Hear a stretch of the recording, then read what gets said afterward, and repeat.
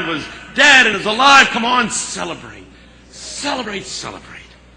I had to go on a speaking engagement to Honolulu. Hey, sometimes you get Chicago, sometimes you get Honolulu. You go to Honolulu, you wake up at 3 o'clock in the morning if you're from the East Coast because of the time difference, and I was hungry. I went looking for something to eat up a side street. I found a greasy spoon. I went in. There were no booths, just a row of stools in front of the counter. I sat down. There was nobody in the place. I didn't touch the menu. It was one of those plastic menus, and grease had piled up on it. And I knew that if I opened the thing, something extraterrestrial would have crawled out. This fat guy with a greasy apron, unshaved, cigar comes out, puts the cigar down and says, "What do you want?" I said, "A cup of coffee and a donut." He poured the coffee, and then he did this. And he picked up the donut. I hate that. So I'm sitting there, 3:30 in the morning, munching on my dirty donut. Went into this place, come about 10 or 11 prostitutes. And they sat on either side of me. And it was a small place. And I tried to disappear.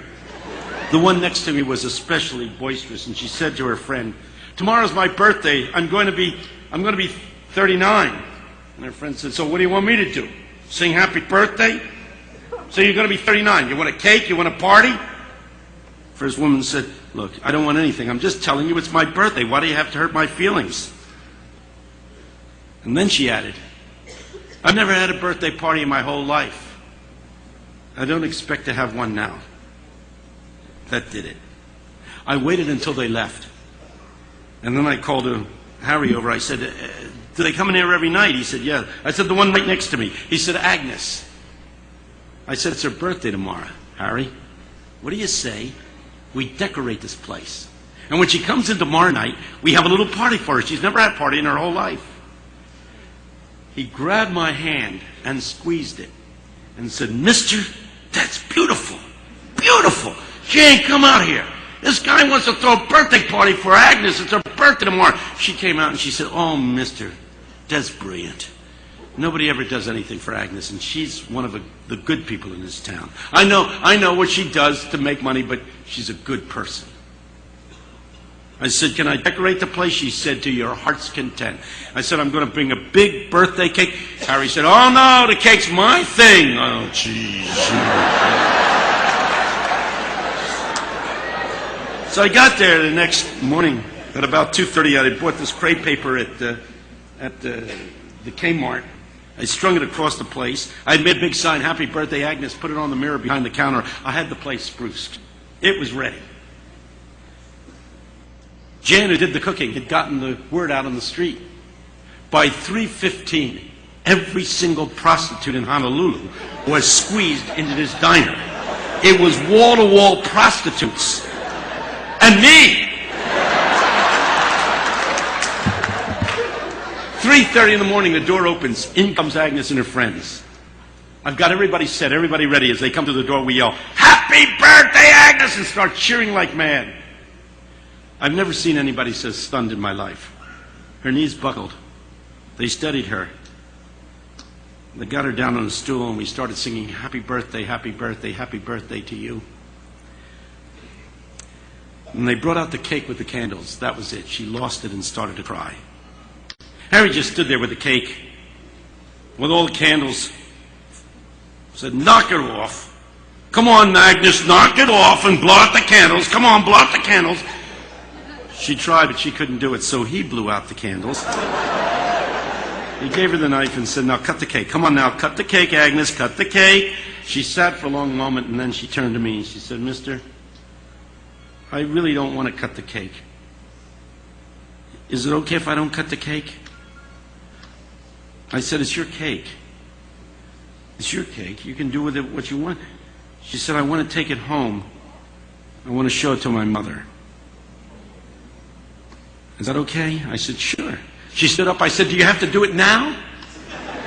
She said, "I live 2 doors down. Let me take the cake to her and And I promise I'll bring it right back. I promise. She picked up the cake like it was the Holy Grail. And she pushed her way through the crowd and out the door.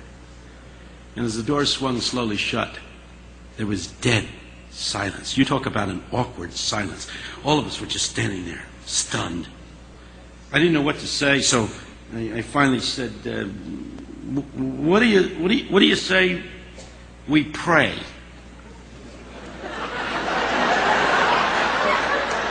It's weird looking back on it now.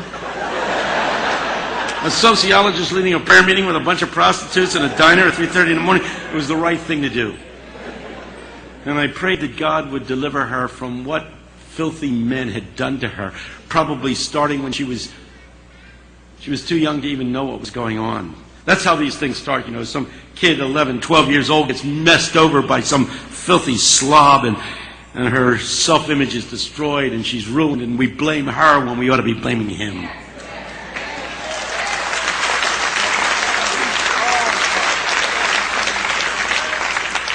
And I prayed that God would make her new, because we're here to declare the good news. And no matter where you've been or what you've done, Jesus can make you new. When I finished the prayer, Harry leaned across the counter and said, "Hey, Camp Paulo, you told us you were a sociologist. You're a preacher. What kind of church you preach in?" And in one of those moments, when you come up with just the right words, I said, I preach in a church that throws birthday parties for whores at 3:30 in the morning. I'll never forget his response. Never. He said, "No, you don't." "Nah, you don't." He said, "I would join a church like that." Wouldn't we all? Wouldn't we all love to belong to a church that threw birthday parties for whores at 3:30 in the morning? I got news for you. I got news for you. That is the kind of church that Jesus came to create. I don't know where we got this other one that's half country club. But Jesus came to create a people that would bring parties to those who have no parties, celebration into the lives of people who have nothing to celebrate. If all you've got to offer is a bowl of soup and some clothes, it's not enough. Jesus came and said, "I have come that my joy might be in you and that your joy might be full." And we've got to do more than just give them bread and clothes. We've got to bring love and joy into their lives.